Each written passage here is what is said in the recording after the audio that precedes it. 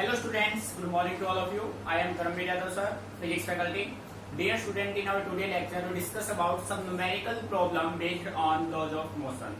बेटे जैसा कि आप सभी जानते हैं न्यूमेरिकल पोर्शन आपके लिए इजी का होगा जब आपका थ्योरेटिकल पार्ट अच्छे से क्लियर हो। ठीक है बेटे, लॉज ऑफ मोशन का थ्योरेटिकल पार्ट अपना कंप्लीट हो चुका है।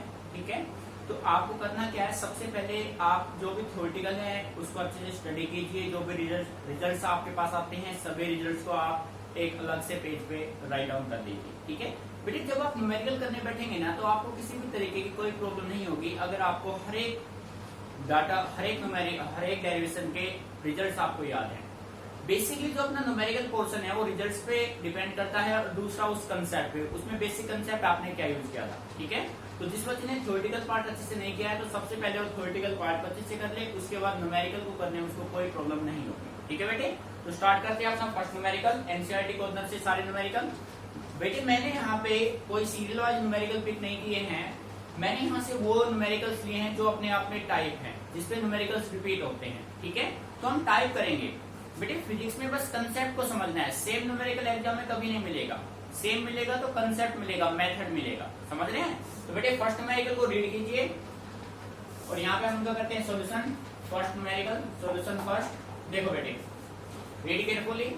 ए कांस्टेंट रिटार्डिंग फोर्स, बेटे retarding force means negative retardation आ रहा है, फोर्स की वैल्यू क्या हो रही है, decrease. A constant retarding force of 50 newton is applied to a body of mass 20 kg moving initially with a speed of 15 meter per second. How long does the body take to stop? बेटे ये कह रहा है कि आपके पास कोई एक body था जिसका मास है 20 kg। ठीक है, उस 20 kg, देखो मैं डायग्राम से रिप्रेजेंट कर सकता हूं, ये है, ये एक बॉडी है जिसका मास है 20 kg। अब इस पे आपने कांस्टेंट रिटार्डिंग फोर्स लगाया। रिटार्डिंग फोर्स मींस इसकी वैल्यू क्या हो जाएगी बेटे, नेगेटिव, यानी इसकी वैल्यू को आपने इस पे फोर्स लगा दिया रिटार्डेशन का नेगेटिव 15 न्यूटन। बेटे नेगेटिव वर्ड इस बात को रिप्रेजेंट कर रहा है कि आपने ब्रेक से अप्लाई किया है। भाई मान लीजिए आप बाइक चला रहे हैं या कोई व्हीकल चला रहे हैं तो आपकी स्पीड मान लो 50 किलोमीटर पर आवर है। अब आपने ब्रेक्स अप्लाई किए, ब्रेक्स अप्लाई करने से रिटार्डेशन आएगा, स्पीड क्या होगी, कम होगी ना। अरे हाँ या ना, वही हम ये कह रहे हैं। तो बेटे ये कह रहा है कि इनिशियली इसका जो स्पीड था, इसका जो इनिशियल वेलोसिटी था वो इसका था 15 मीटर पर सेकेंड। ठीक है, अब आपने इस पे लगा दिया opposite force, negative sign represent कर रहा है कि बॉडी जो मोशन में था उसको आप किसमें लेके आने की कोशिश कर रहे हैं, रेस्ट में। जब बॉडी रेस्ट में आएगा तो उसका फाइनल वेलोसिटी कंपोनेंट बेटे क्या हो जाएगा, 0 हो जाएगा। और ये कह रहा है कि how long does the body take to stop, इस बॉडी को रेस्ट में आने के लिए, स्टॉप होने के लिए कितना टाइम लगेगा। तो प्यारे बच्चों बस लैंग्वेज अच्छे से क्लियर हो चुका है। तो सबसे पहले हम फॉलो करेंगे गिवन डाटा। ठीक है, सो गिवन डाटा में बेटे आपके पास फोर्स गिवन है -50 न्यूटन। बेटे नेगेटिव साइन इस बात को रिप्रेजेंट करता है कि बॉडी जो मोशन में था अब वो किस में आ रहा है, रेस्ट में। उसके मोशन की वैल्यू डिक्रीज हो रही तो किसकी वैल्यू डिक्रीज होगी, रेस्ट की। ठीक है, उसके बाद इसका इनिशियल वेलोसिटी आपको गिवन है 15 मीटर पर सेकेंड। ठीक है, उसके बाद बॉडी का मास गिवन है आपके पास 20 kg। क्लियर। उसके बाद बेटे देखो जब बॉडी रेस्ट पे आएगा तो उसका फाइनल वेलोसिटी क्या हो जाएगा, 0। और हमें फाइंड आउट क्या करना है, time, the time taken by the body to stop. ठीक है, बात समझ में आ गई। अब बेटे सारे डाटा आपके पास है तो कंसेप्ट बिल्कुल इजी हो जाएगा। As we know that as F equal to ma। बेटे फोर्स किसके बराबर होता है, मास इनटू एक्सेलरेशन। ठीक है, तो बेटे यहां से एक्सेलरेशन क्या हो जाएगा, फोर्स बाय मास। ठीक है, फोर्स की वैल्यू क्या अपने पास -50, मास कितना है 20। बेटे यार समझ में, फोर्स है -50, मास है 20, तो बेटे ये कितना आ गया 2.5 मीटर पर सेकंड स्क्वायर आ गया। कैसा आया, नेगेटिव आया। ठीक है, यानी कि -2.5 मीटर पर सेकंड स्क्वायर के रेट से ये डी एक्सेलरेट हो रहा है। ये नेगेटिव साइन किसको रिप्रेजेंट करेगा, डी एक्सेलरेट, वैल्यू क्या हो रही है, कम। ठीक है, अब आपको निकालना है time, so we can say right as we know that v is equal to u plus 80। सो बेटे v की वैल्यू क्या है, 0, 15 प्लस a की वैल्यू क्या है बेटे ए की वैल्यू जो आपके पास है वो क्या है, माइनस का 2.5 इंटू में क्या हो जाएगा, टी हो जाएगा। ठीक है, सो डियर स्टूडेंट, ये 2.5 टी इधर आके क्या हो जाएगा, plus 2.5 t is equal to 15। So बच्चे 15 अपॉन क्या आएगा, 2.5 on solving we get 6 second. बेटे आया नहीं समझ में, क्वेश्चन बिल्कुल सिंपल हो गया। यानी कि इस बॉडी को रेस्ट में आने के लिए, स्टॉप होने के लिए कितना टाइम लगेगा, 6 सेकंड लगेगा। ठीक है बेटे, यही हमें फाइंड आउट करना था। तो न्यूमेरिकल में मेन क्या है, सबसे पहले आप उसको अच्छे से रीड कीजिए, जो भी गिवन जो भी डाटा है उन सभी को नोट कीजिए, फिर आप माइंड में सोचिए कौन से फॉर्मूले हम यहाँ पे इम्प्लीमेंट कर सकते हैं जिससे अपना रिक्वायरमेंट कंप्लीट हो जाए। ठीक है बेटे, ये सब फिल करके आप न्यूमेरिकल को इजीली टैकल कर सकते हैं। ठीक है, solve it carefully, if any problem then ask me, not रटिफिकेशन, ओनली अंडरस्टैंडिंग। ठीक है,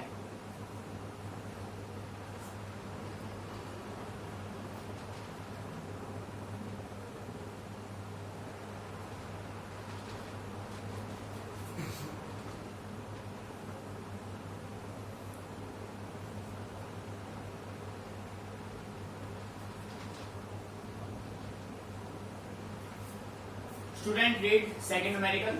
बेटे फर्स्ट क्लियर है, ठीक है, रब कर रहा हूं मैं इसको, तभी तब तक सभी बच्चे सेकंड न्यूमेरिकल को रीड कीजिए। Read second numerical. बेटे देखो सेकंड न्यूमेरिकल में ये कह रहा है, सॉल्यूशन यहाँ पे हम लेंगे, given data, second given data,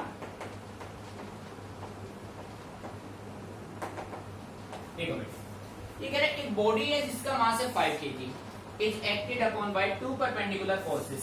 बेटे दिस मीन्स परपेंडिकुलर। एक बॉडी है उसका वेट है 5, उसका मास है 5 kg और उस पे हमने दो परपेंडिकुलर फोर्स एक्सर्ट कर दिए। एक फोर्स की वैल्यू है 8 न्यूटन, दूसरे की वैल्यू है 6 न्यूटन। अब हमें फाइंड आउट करना है magnitude and direction of the acceleration of the body. बात समझ आ रहा है? तो बेटे जो एक्सेलरेशन होगा उसका मैग्नीट्यूड निकालना, उसका डायरेक्शन। ठीक है, तो डायग्रामेटिकली समझिए, आप ये मान लो कि आपके पास ये कोई एक बॉडी है और बेटे इस बॉडी का जो मास है वो अपना है 5 kg। ठीक है, बात समझ आ रही है? इस बॉडी का वेट नहीं है, ये क्या है, मास है 5 kg। और इस बॉडी पे हमने दो परपेंडिकुलर फोर्स लगाए। तो बेटे एक फोर्स में ये मान लो और एक फोर्स में ये मान लो, दोनों फोर्स एक दूसरे के क्या है भाई, परपेंडिकुलर, और ये इनका क्या होगा, रिजल्टेंट होगा। बेटे आ रहा है नहीं समझ में, ये इनका क्या होगा, रिजल्टेंट। सो इस पॉइंट को मैंने नाम दिया O, इसको नाम दिया मैंने A, इसको नाम दिया मैंने B। बेटे ये मान लिया 8 न्यूटन, ये मैंने मान लिया 6 न्यूटन। मीनिंग समझ में आ रहा है, कंसेप्ट अच्छे से क्लियर। और इस पॉइंट को मैंने नाम दे दिया C। ठीक है, सो फ्रॉम फिगर देखिए, OA is equal to F1 is equal to 8 newton, data given है। OB is equal to F2 is equal to 6 newton. ठीक है बेटे, मीनिंग क्लियर है? अच्छा भाई, उसके बाद मास ऑफ बॉडी कितना गिवन है, 5 kg। मास कितना गिवन है, 5 kg, और दोनों के बीच का जो एंगल है वो बेटे कितना बन रहा है, 90 डिग्री। अब प्यारे बच्चों, आपने सेकेंड यूनिट काइनेमेटिक्स में स्टडी किया है triangle law of factor addition, parallelogram law of factor addition. बेटे वहां से आपने मैग्नीट्यूड और डायरेक्शन दोनों के लिए कुछ रिजल्ट्स फाइंड आउट किए थे और उनका अपना रिजल्ट बना था √a² + b² + 2ab cos theta. यही बना था ना। So we can say that first magnitude of force, बेटे इसका जो अपना रिजल्ट होगा वो होगा F is equal to net जो फोर्स होगा √F1 का स्क्वायर, F2 का square, 2F1 F2 cos theta. आ रहा है समझ में? So dear student, F is equal to बेटे F1 का स्क्वायर 8 का स्क्वायर प्लस 6 का स्क्वायर प्लस 2 इंटू 8 इंटू 6 और इंटू बेटे cos कितना होगा, 90। अब प्यारे बच्चों, जैसा कि आप सभी जानते हैं cos 90 की वैल्यू क्या होगी, 0 होगी। तो बेटे ये कंप्लीट क्या हो जाएगा, अपना 0 हो जाएगा। ठीक है, सो F अपने पास क्या बचेगा, √8 का स्क्वायर 64 प्लस 36, √ प्लस में बेटे क्या आएगा, यहाँ पे नोट कर देता हूँ, प्लस में 0, ये कितना आ जाएगा, 10। यानी कि रिजल्टेंट फोर्स आपके पास आ गया 10 न्यूटन। बेटे यहाँ तक समझ में आ रहा है? ठीक है, ये तो हो गया मैग्नीट्यूड। अब मुझे क्या निकालना है? डायरेक्शन। बेटे समझना है एक वर्ड को, डायरेक्शन ऑफ फोर्स। तो फोर्स का डायरेक्शन आप निकालेंगे तो बेटे डायरेक्शन का फॉर्मूला क्या था? tan theta. tan थीटा क्या था? Perpendicular upon base. परपेंडिकुलर क्या है बेटे यहाँ पे? OB, और बेस अपने पास क्या है? OA। 6 बाय कितना हो जाएगा बेटे? 8। तो इसको आप 3/4 मीन्स 0.75 करके छोड़ दो यहीं पे बस। ये आपका हो गया डायरेक्शन। बात समझ आ रही है? यहाँ तक कोई प्रॉब्लम? मीनिंग अच्छे से क्लियर? बेटे एक बात और पूछिए, फिर इसने क्या पूछा है? Acceleration of the body. ठीक है, so now acceleration of body A is equal to, बेटे एक्सेलरेशन होता है नेट फोर्स अपॉन मास। अब नेट फोर्स कितना है? 10, यहां से फाइंड आउट किया। बेटे मास कितना है? 5। So acceleration of the body 2 metre per second square. This is your required result. हो गया अभी कंसेप्ट क्लियर? तो बेटे न्यूमेरिकल की लैंग्वेज अगर आपने अच्छे से स्टडी कर लिया ना, उसके बाद न्यूमेरिकल में कुछ नहीं बचता है। मैं तो कहता हूँ कि न्यूमेरिकल से आसान कुछ है ही नहीं। अगर न्यूमेरिकल आ जाते हैं तो उसमें 100% एक्यूरेसी के साथ हमें मार्क्स मिलते हैं, कोई डिडक्शन हो ही नहीं पाता है। ठीक है, अच्छे से ऑब्जर्व कीजिए, किसी भी पॉइंट में कोई प्रॉब्लम है तो आप मेरे से डिस्कस कीजिए। ठीक है,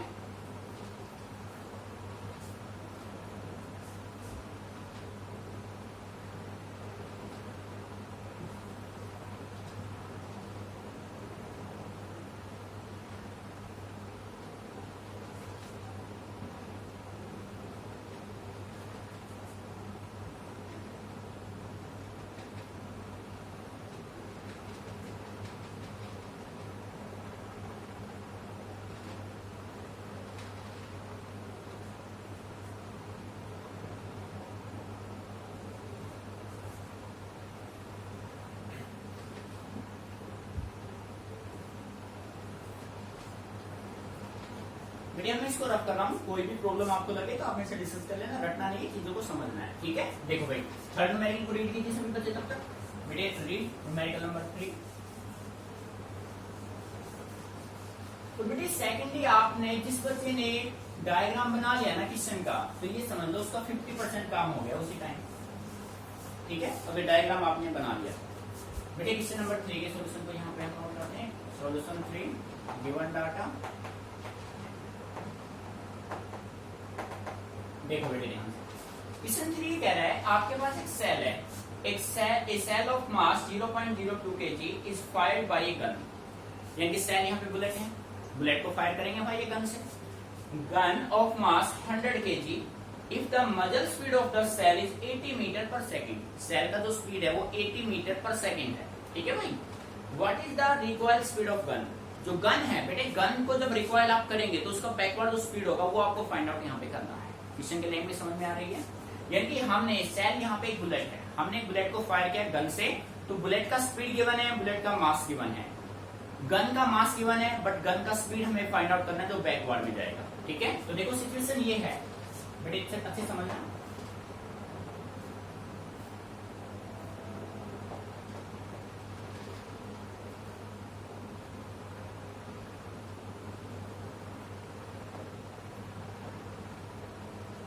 बेटे ये आपके पास हो गया एक गन। इस गन का मास मैंने मान लिया कैपिटल M, और यहाँ पे एक बुलेट है। इस बुलेट को आपने फायर किया और इसका जो वेलोसिटी है वो आपके पास है 80 मीटर पर सेकेंड। ठीक है, और बेटे और इसका जो मास है वो है आपका स्मॉल m। क्लियर? अब ये जो गन है वो जाएगा बैकवर्ड में किस वेलोसिटी से? कैपिटल V से। बात समझ में आ रही है? ठीक है, कंडीशन को समझना आप। ये आपके पास हो गया गन। ठीक है, ये हो गया बुलेट या सेल। इसने सेल बोल रखा है तो भाई सेल ही लिखेंगे। सेल और बुलेट एक ही बात है। ठीक है, तो देखो बेटे न्यूमेरिकल की हम बात करें तो अपने पास हमने पढ़ना शुरू किया cell of mass, mass of cell, mass of cell. बेटे स्मॉल m वो गिवन है आपके पास 0.02। ठीक है, उसके बाद कह रहा है गन का मास जो है, मास ऑफ गन 100 kg है। Mass of gun capital M is equal to 100 kg, ठीक है बेटे। स्पीड भी दे रखा है, स्पीड ऑफ सेल, जो सेल है वो किस स्पीड से जा रहा है, स्मॉल भी क्या है 80 मीटर पर सेकेंड, ठीक है। और हमें फाइंड आउट करना है speed of recoil of gun, means capital भी हमें यहां से फाइंड आउट करना है। अब प्यारे बच्चों इस क्वेश्चन को देखते ही आपके माइंड में टॉपिक आ जाना चाहिए applications of law of conservation of linear momentum में हमने टॉपिक किया था रिकॉइल ऑफ गन। तो बेटे रिकॉइल ऑफ गन में कंप्लीट मैंने आपको एक्सप्लेन किया था विद डायग्राम, सेम डायग्राम आपने वहां पे देखा था। तो सीधा हमारे माइंड न्यूमेरिकल को देख के हमारे माइंड में टॉपिक स्ट्राइक करना चाहिए कि भाई ये टॉपिक वो है, ठीक है। तो देखो according to law of conservation of linear momentum, देखो बेटे law of conservation of linear momentum आप अप्लाई करेंगे तो उसमें आपने लिखा था mass of gun velocity of gun, capital M v plus small m v, तो बेटे किसके बराबर था वो 0। अरे नहीं समझ में बेटे, ये रिजल्ट आपने फाइंड आउट किया था application of law of conservation of linear momentum में, टॉपिक का नाम अपना था रिकॉइल ऑफ गन, ठीक है। तो यहां से देखो भाई हमें तो क्या चाहिए, कैपिटल भी चाहिए, तो बेटे एम वी किसके बराबर होगा माइनस एम वी के, negative sign show opposite direction of motion of gun. बेटे ये भी हमने इंडिकेट किया था भाई, जब बुलेट अपना फॉरवर्ड में जा रहा है तो गन कहां जाएगा बैकवर्ड में, तो उसके लिए अपना साइन क्या आएगा नेगेटिव साइन आएगा। बात समझ में आ रही है, ठीक है। अब देखो बेटे बात तो समझिए ध्यान से, यहां से कैपिटल बी क्या हो जाएगा भाई minus small m v upon capital M, value put कर दीजिए, v इज इक्वल टू 0.02।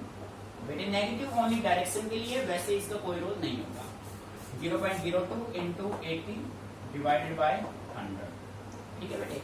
बात समझ आ रही है। जब आप इसको सोल्व करेंगे, ये है 0.02 इंटू 80 अपॉन 100, तो बेटे इसको सोल्व करेंगे तो 4/5 बन जाएगा, और इसको आप सोल्व करेंगे तो 4 इंटू ये हो जाएगा 2 इंटू 4 अपॉन 100 इंटू 5, ठीक है। तो बेटे आप इसको ऐसा कर सकते हैं, इसको सोल्व करें 0.8 को 2 से करेंगे 1.6, तो 0.016। मेरी बात समझ रहे, 0.016 मीटर पर सेकंड स्पीड होगा किसका, ठीक है। यानी कि जब बुलेट अपना फॉरवर्ड में 80 मीटर पर सेकंड के स्पीड से जाएगा तो गन कितने स्पीड से जाएगा 0.016 मीटर पर सेकंड। बेटे बात समझ में आ गई, ठीक है। मेरी यहां तक क्लियर, कोई प्रॉब्लम, ठीक है, अच्छे से नोट कीजिए।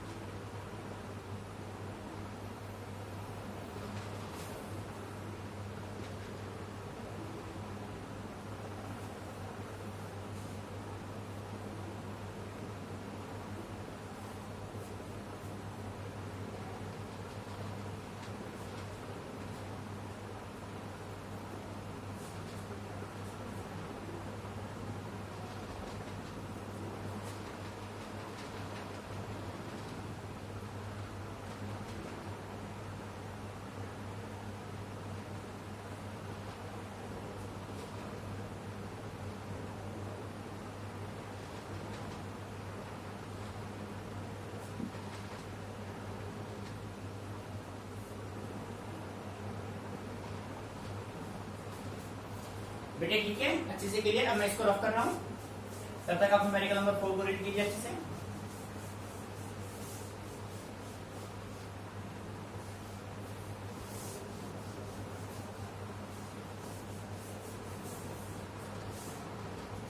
सॉल्यूशन 4 देखो बेटे, क्वेश्चन 4 में कह रहा है, आपको साफ नजर आ रहा है कनेक्टेड मोशन का कंसेप्ट है ये, ठीक है। वहां पे आपने डायग्राम देखा था, फ्रिक्शनलेस पुली है और ये कंडीशन मेंटेन कर रहा है, ठीक है। Two masses 8 kg and 12 kg are connected at the two ends of a light inextensible string that passes over a frictionless pulley. ये है frictionless pulley, ठीक है। As shown in the figure, find करना आपको acceleration and tension। अब बेटे देखो, diagram देखते ही हमारे माइंड में आगे कनेक्टेड मोशन का कंसेप्ट है भाई, ठीक है। बेटे कनेक्टेड मोशन का जो कंसेप्ट था उसके रिजल्ट्स आपके माइंड में आ जाने चाहिए। वहां पे आपने दो चीजें कैलकुलेट की थी, एक था एक्सेलरेशन और दूसरा क्या था, tension on in the string, ठीक है। तो बेटे फॉर्मूले के रिजल्ट्स आपको लर्न है तो आपको डेराइव नहीं करना पड़ेगा, सीधे फॉर्मूले रखो, रिजल्ट्स आपके ऑब्टेन हो जाएंगे। और अगर आपको फॉर्मूले लर्न नहीं है तो आपको कंप्लीट ये डेराइव करना पड़ेगा। बात समझ आ रही है? तो इसलिए मैं कहता हूँ थ्योरेटिकल पार्ट बिल्कुल स्ट्रॉन्ग रखो, कंसेप्ट को क्लियर रखो और जो भी रिजल्ट्स है सारे अपने एक पेज पे नोट करते जाओ और माइंड में रखो, ठीक है। देखो बेटे यहाँ पे देखो कंडीशन ये है एक फ्रिक्शनलेस पुली। देखो बेटे ऐसे हो रहा है काम। ये एक बॉडी है जिसका मास है 12 kg, वेट एक्ट करेगा डाउनवर्ड, ठीक है। m1g मास दे रखा है 12 kg। टेंशन बेटे क्या होगा, अपवर्ड, समझना ध्यान से। और बॉडी एक्सेलरेट कर रहा है डाउनवर्ड। एक्सेलरेशन क्या है बॉडी का, a, ठीक है। ये इसका सेकंड एंड है, यहाँ पे एक बॉडी है जिसका मास क्या है 8 kg, ठीक है बेटे। इसका जो वेट होगा वो होगा m2g, मास हो गया 8 kg। टेंशन तो भाई अपवर्ड रहेगा और ये बॉडी भी एक्सेलरेट करेगा upward with common acceleration k, ठीक है। This is frictionless pulley, frictionless. बेटे डायग्राम समझ में आ गया अच्छे से, कोई प्रॉब्लम नहीं है। अब देखो गिवन डाटा में आपको गिवन है m1 12 kg, m2 8 kg। आपको फाइंड आउट क्या करना है, एक्सेलरेशन एंड टेंशन, ठीक है। अब बेटे जिस बच्चे को रिजल्ट लर्न है वो 1 मिनट में ही आंसर दे देगा और जिसको नहीं है भाई वो सोचता रहेगा या फिर उसको डेराइव करेगा आराम से, ठीक है। तो देखो बेटे फर्स्ट केस एच एक्सेलरेशन का फॉर्मूला क्या था बेटे, m1 minus m2 into g divided by m1 plus m2। बेटे सेकेंडली एक बात हमेशा माइंड में रखिए, एक्सेलरेशन ड्यू टू ग्रेविटी की वैल्यू जब तक न्यूमेरिकल में आपको ये नहीं बोला जाए कि आपको 10 लेना है तो आप 10 नहीं लेंगे जब तक ना बोल दे तो ठीक है। एनीवे हमेशा ग्रेविटी की वैल्यू रहेगी 9.8 मीटर पर सेकेंड स्क्वायर। देखो एक्सेलरेशन a इज इक्वल, यहाँ पे नोट कर लेता हूँ, m1 12 minus 8 into 9.8 divided by 12 plus 8, ठीक है बेटे। m1 की वैल्यू 12 माइनस 8, ग्रेविटी की वैल्यू 9.8, ठीक है, 12 प्लस 8। तो बेटे ये हो गया 4 इंटू 9.8 डिवाइडेड बाय कितना हो जाएगा बेटे 20, कैंसिल आउट किया 5, 9.8 अपॉन 5। तो बेटे एक्सेलरेशन क्या होगा, 5 1 जा 5, 5 9, ठीक है, और 5 6, 1.96 metre per second square. This is the acceleration of the body, ठीक है। एक्सेलरेशन फाइंड आउट कर लिया। अब हमें फाइंड आउट करना है tension in the string. Case number 2 tension T. बेटे टेंशन का फॉर्मूला अपना आया था 2m1 m2g bye m1 plus m2, ठीक है। भाई जिस बच्चे को फॉर्मूले लाना है उसको तो कोई प्रॉब्लम ही नहीं होनी है, ठीक है। तो देखो बेटे 2m1 12 8 9.8 बाय 12 प्लस 8। देखो बेटे tension T is equal to, इसको आप देखेंगे भाई 2 एज इट इज रखो, 2 इंटू 12 इंटू 8 इंटू 9.8 अपॉन 20।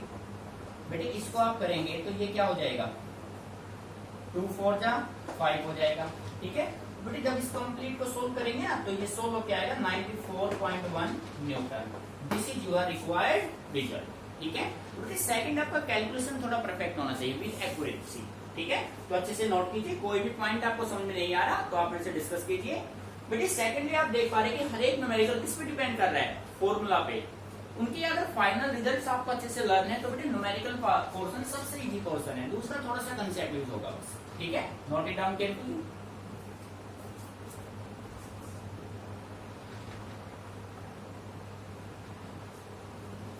बेटा इस नोट कर लो, जिसका नोट नहीं है बेटे सेकंड सुनो। देखिए हम टॉपिक कर रहे थे सर्कुलर मोशन में, अपना टॉपिक था motion of A cyclist on a circular turn without bending and with bending, ठीक है। तो बेटे उसी के रेस्पेक्ट में नेक्स्ट टॉपिक अपना एक आता है बैंकिंग ऑफ रोड्स। तो बैंकिंग ऑफ रोड्स का डेरिवेशन बिल्कुल सेम है जो आपने साइक्लिस्ट के केस में किया है, बिल्कुल सेम, बस डायग्राम चेंज होगा, सारे लाइन बिल्कुल सेम रहेंगे, नो चेंज, आप कोई चेंज आपको नहीं करना है, बिल्कुल सेम रिजल्ट्स आपके बनेंगे, बस वर्ड चेंज है बैंकिंग ऑफ रोड्स। अब हमें ये समझना है भाई बैंकिंग वर्ड्स का मीनिंग क्या होता है, what do you mean by banking of roads. तो बेटे प्रैक्टिकली समझना है, देखो ये न्यूमेरिकल्स आपका कंप्लीट हो चुके हैं, यहाँ तक नेक्स्ट बार में देखेंगे। तो बेटे लास्ट टॉपिक उसका है, उसको हम देख लेते हैं, जो आपको सेल्फ सोल्व करने हैं, मैं आपको बता देता हूँ आपको करना कैसे उसको। सबसे पहले हम ये जानते हैं बैंकिंग ऑफ रोड होता क्या है। बेटे हेडिंग बना लीजिए सभी बच्चे,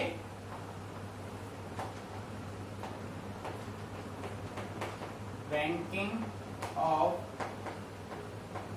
रोड। बेटे ये प्रैक्टिकल है बिल्कुल, डेली लाइफ में आप सभी ऑब्जर्व करते हैं। मान लीजिए देखो सर्कुलर टर्न में हमेशा ये है एक सर्कुलर टर्न, कैसा टर्न है भाई, सर्कुलर टर्न, ठीक है, बेटे समझ आ रहा है, ये एक सर्कुलर टर्न है, ठीक है।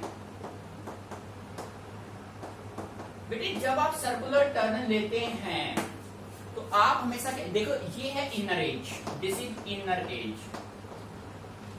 अंदर का किनारा, भीतरी किनारा जिसको हम बोलते हैं इनर एज। तो बेटे ये है outer edge, outer edge, edge means किनारा, ये बाहरी किनारा और ये अंदर का किनारा, भीतरी किनारा जिसको आप बोलते हैं। बेटे जब आप एक सर्कुलर टर्न लेते हैं तो आप हमेशा आउटर एज को रेज करते हैं। आप किसकी तरफ आते हैं, जैसे हम यहां से आ रहे हैं, हम यहां से आएंगे तो हम हमेशा ऐसे आते हैं, ऐसे घूम के ऐसे आते हैं ना, या फिर हम ऐसे आते हैं, हम ऐसे कभी नहीं आते, हम कैसे आते हैं, हम हमेशा ऐसे आते हैं, ऐसे ऐसे। किसकी वैल्यू को रेज करते हैं, आउटर एज, आउटर एज को क्या करते हैं, रेज, उसकी वैल्यू को बढ़ाते हैं as compare to inner edge. आप बेटे किसका यूज करते हैं, देखो ऐसे आ रहे हो आप हमेशा ऐसे आते हो, कोई ऐसे आपने देखा है, ऐसे तो भाई कुछ घटनाएं घट जाएगी, दुर्घटनाएं हो जाएगी, समझ रहे हैं ना। बेटे इसी प्रोसेस को आप क्या कहते हैं, बैंकिंग ऑफ रोड्स। बात समझ आ रही है, ध्यान से समझना, बैंकिंग ऑफ रोड है क्या। In circular turn, in circular turn the outer edge of a road is range। बेटे रेंज का मतलब उसकी वैल्यू आप इंक्रीज कर रहे हैं, is range with respect to the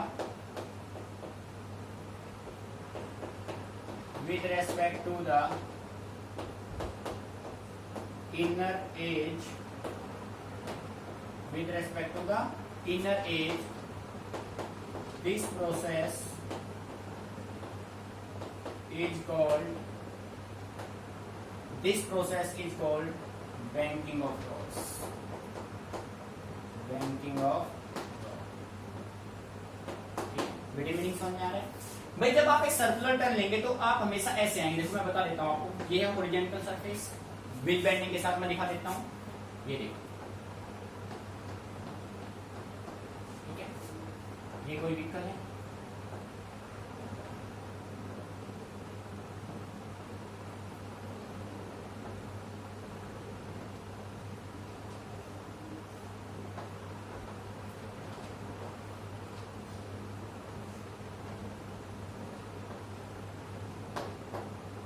ये कोई व्हीकल हो गया भाई, ठीक है। बेटे this is the angle of banking, the plane of the road makes angle with horizontal is called angle of banking, ठीक है। तो यहां पे मैं नोट करके लिख सकता हूं, the angle between the plane of the road and the horizontal surface, the angle between the plane of the vehicle कह सकते हो, and the horizontal surface of road horizontal surface of rod is called angle of banking. बेटे that angle is said to be angle of banking. Meaning आ रहा है समझ में? बेटे जब आप एक सर्कुलर टर्न लेंगे तो आउटर एज की वैल्यू क्या करेंगे, raise as compare to inner edge, जब डिफरेंस आ रहा है ना, और ये रोड हो गया, ये हो गया रोड, ठीक है, और ये जो एंगल बनाया है this is the angle of banking. जब आप प्रैक्टिकली करके देख सकते हैं, आप कभी भी इसके साथ नहीं आएंगे, आप हमेशा ऐसे आगे बढ़ के ऐसे टर्न लेंगे हमेशा। जब कभी भी आप अपने ना अपने आप को ऑब्जर्व कर लेना, साइकिल से, बाइसिकल से या बाइक से आप देख लेना, जैसे आप सर्कुलर टर्न लेंगे तो आप हमेशा ऐसे नहीं आएंगे, आप हमेशा ऐसे आएंगे, आगे बढ़ के ऐसे आएंगे। In circular turn the outer edge of the road is raise with respect to the inner edge, this process is called angle of banking. बेटे आ रहा है समझ में? तो ये कंडीशन आप मेंटेन करेंगे, ये आपने बैंकिंग किया, विद बैंकिंग है, बात समझ में आ गई? अच्छे से नोट कर लीजिए, कंसेप्ट को समझना है। फिर इसमें अपने वही दो केस बनेंगे, एक motion of A vehicle on A bank road, दूसरा विदाउट बैंकिंग। तो बेटे ये है विद बैंकिंग, विद बैंकिंग, ठीक है। अब कंप्लीट डेरिवेशन आपका सेम रहेगा, एज इट इज, बस जहां पे साइक्लिस्ट था यहाँ पे अब क्या आ गया, व्हीकल, नॉर्मल रिएक्शन वगैरह सारे सेम। पहले नोट कर लो, फिर बताते हैं कैसे करना है।